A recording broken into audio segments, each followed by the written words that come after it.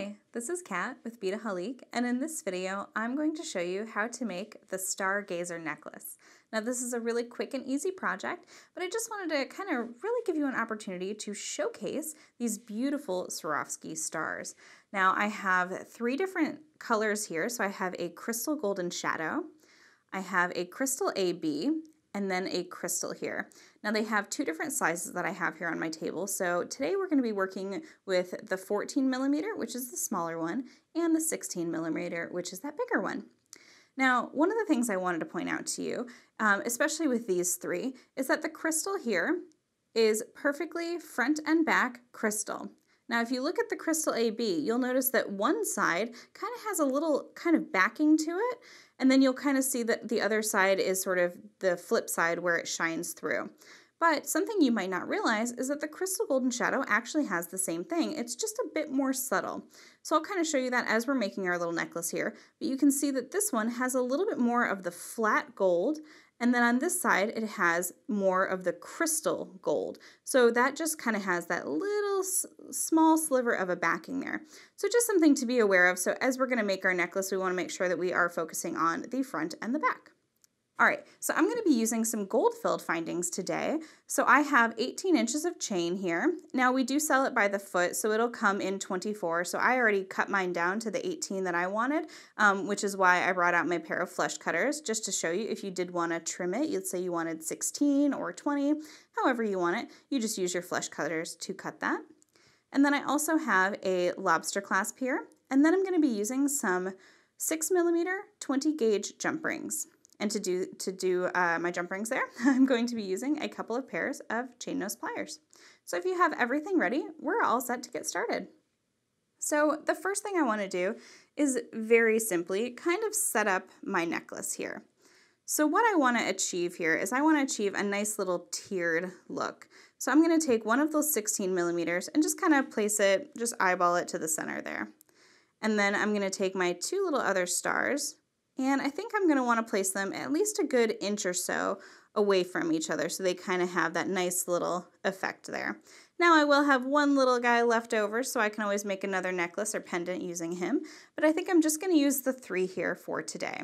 So the first thing I want to do is find the very center link. So I'm just going to take my length of chain here and kind of match up my ends. There we go. And now just find the center link. All right, so I'm just gonna kind of pinch it with my little pliers there so I can bring it down. All right, so there's my center link. Now, very simply, I'm just gonna open up one of these jump rings here. They're all tangled, there we go. Just take it in my chain nose pliers and give it a nice little gentle twist open. And you'll wanna open it fairly wide because we're gonna wanna slip on our little pendant here. So you just slip it through the hole. And now I'm going to slip it onto that center link. Just like so. And now come over and close that up. All right. Make sure it's a nice even close there. So now what I want to do, kind of keeping it facing front ways there, is I'm going to kind of lay it out on my table. And the technique that I'm going to be kind of showing you guys here is how do you get all the jump rings on the right side of the chain. So you can just kind of see that this chain very easily kind of rolls around a bit. So what I want to make sure to do is to count my links and make sure I'm attaching it to the bottom side so that they all hang down so you don't have one that's kind of flipping and twisting. All right, so I'm at that center link there. And let me just kind of eyeball it.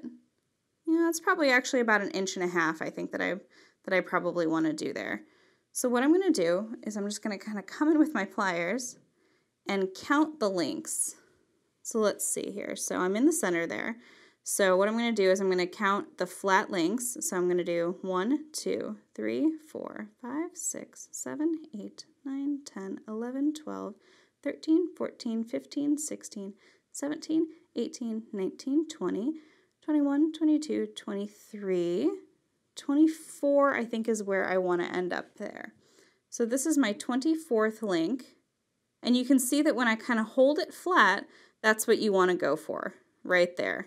All right, so keeping an eye on my link there. I'm just going to do the same thing. I'm going to grab a jump ring real quick, open it up, and again making sure that that front side is going to be the side that I want, that sort of sparkly side. And now I can very carefully eyeball it and slip it on. There we go. And coming in and closing up our jump ring. Making sure we get a nice closure. We don't want our pendant to go anywhere. All right, so now I'm just going to kind of test it by sort of eyeballing it and letting it hang, and we are on the right side. All right, so now we're just going to repeat that to attach our other little guy here.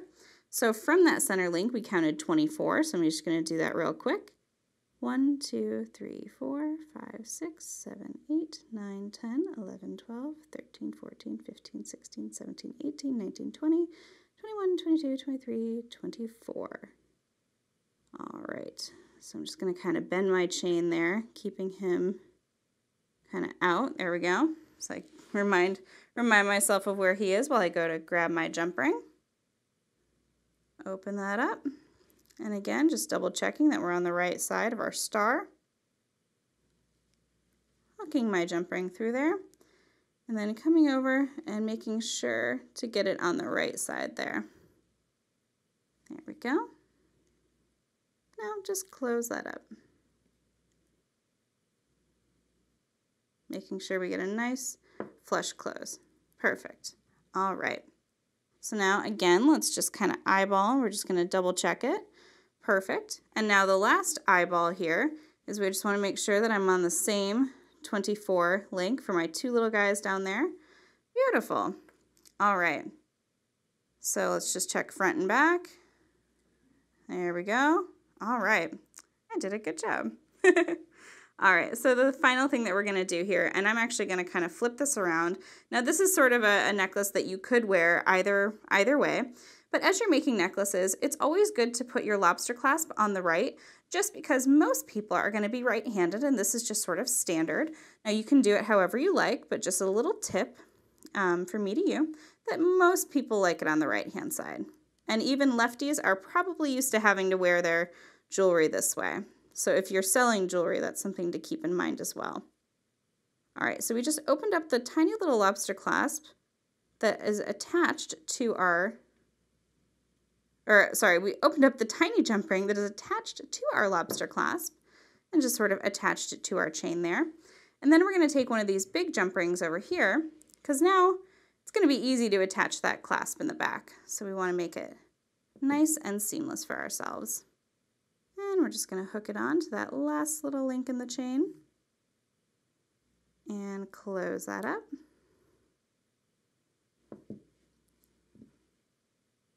And now we're ready to come over with our lobster clasp, and we are all set. So just a very simple little project. You can do this with different colors. If you wanted to, you could put a crystal AB in the center and two crystals on the side, however you like, but I just wanted to show you a nice, quick and easy project using the beautiful Swarovski stars. So this is the Stargazer Necklace. You can get this project bundle by heading over to Beadaholique.com, and if you're new here to our YouTube channel, be sure to hit that subscribe button below to get all the latest from Beadaholique.